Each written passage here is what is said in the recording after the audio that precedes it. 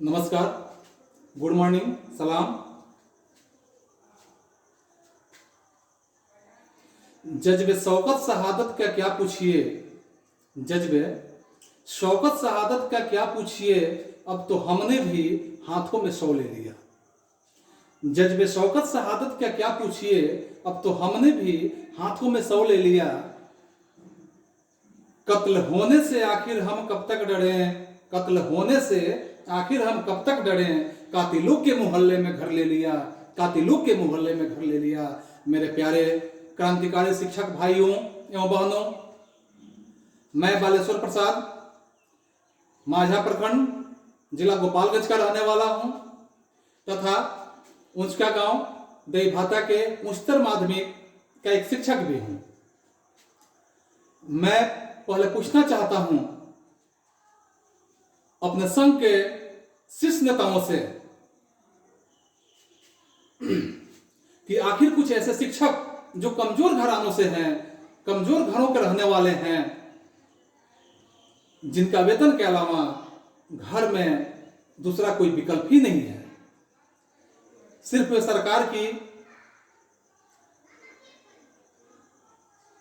सरकार की जो है दुर्नीति बातों में वो कैसे उलझ नहीं सकते हैं, दुर्नीति बातों में कैसे फंस नहीं सकते हैं, क्यों हड़ताल तोड़ के वापस नहीं जा सकते हैं।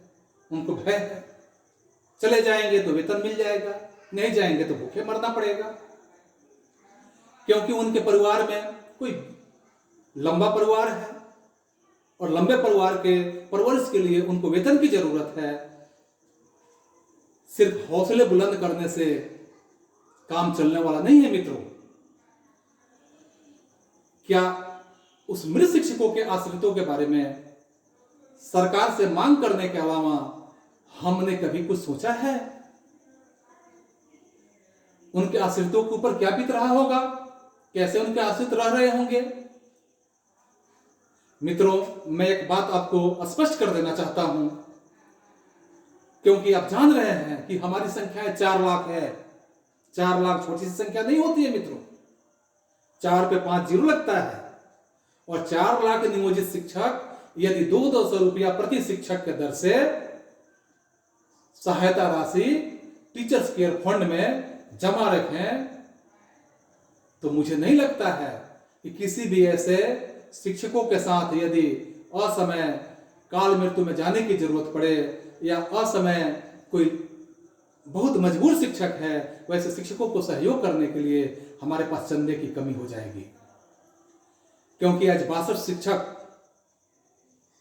जो अकाल मृत्यु के गाल में समा गए। मित्रों, यदि 200 रुपया प्रति शिक्षक के दर से 4 लाख शिक्षक इकट्ठा राशि करते हैं, तो यह राशि कम से कम नहीं भी होती है तो 8 करोड़ से ऊपर ही जाएगी। और 8 करोड़ की राशि को यदि 62 शिक्षकों में वितरित किया जाता है तो मित्रों आप जान रहे हैं, कैलकुलेशन करना तो हम लोगों से लोग सीखते हैं। आप शिक्षक, हम क्रांतिकारी शिक्षकों से लोग सीख रहे हैं, क्योंकि समाज के तो बुद्धिजीवी हम ही लोग हैं। एक शिक्षक के खाते में, एक शिक्षक के आश्रितों के हिसाब में कम से कम 13 लाख रुपए की राशि मुहैया हो सकते हैं। क्या इसके लिए टीचर्स केयर फंड के बारे में किसी नेतृत्वकर्ता द्वारा विचार किया गया? तो क्या इस पे कोई अमल करने का कार्य किया गया? सरकारी सहायता तो जो है वो तो मिलेगा ही, उसी के लिए तो हम लोग संघर्ष में लगे हैं, उसी के लिए तो हम लोग जुड़े हैं। लेकिन सरकार जो सहायता राशि उपलब्ध करा रही है वो कतई किसी को मंजूर नहीं है, न वैसी राशि मंजूर हो सकती है। मित्रों, आप शीर्ष पे बने हुए हैं और आपके शीर्ष नेतृत्व में हम लोग तब तक लड़ते रहेंगे, क्योंकि आप लोग हम लोग के बड़े भाई हैं और बड़े भाई होने के नाते आप लोगों का आदेश मानना हम लोग का दायित्व बनता है, हम लोग का कर्तव्य बनता है।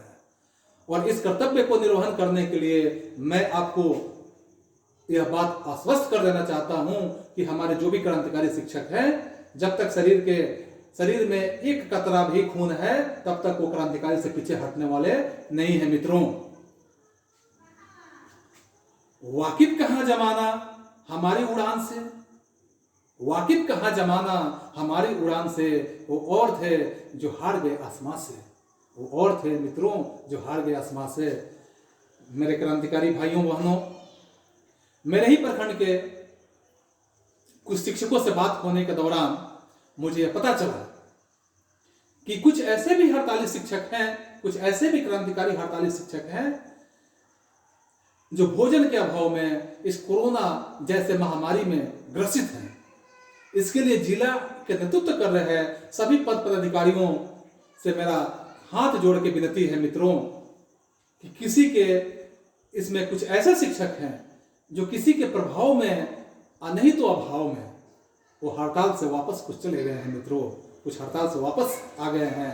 और ऐसे शिक्षकों को पुनः हड़ताल में वापस रखने के लिए हमें तो इस पर ध्यान देना ही होगा, चाहे जिस तरह से हो, या प्रखंड स्तर से जिला नेतृत्व वाले या पता करते रहें कि कोई ऐसा शिक्षक तो नहीं है। यदि ऐसा कोई शिक्षक मिलता है तो मेरा विचार है उसे सहयोग करने की कुछ न कुछ योजना बनाई जाए। इसलिए या मैं अपना विचार रखा हूं, हो सकता है कि आपके विचारों में कुछ अंतर हो मित्रों। इसलिए अंततः मैं आप लोगों से कहूंगा कि अभी से पांव के छाले न देखो, अभी से पांव के छाले न देखो, अभी यारो सफर की इस्तिदा है, अभी यारो सफर की इस्तिदा है। और अंततः मैं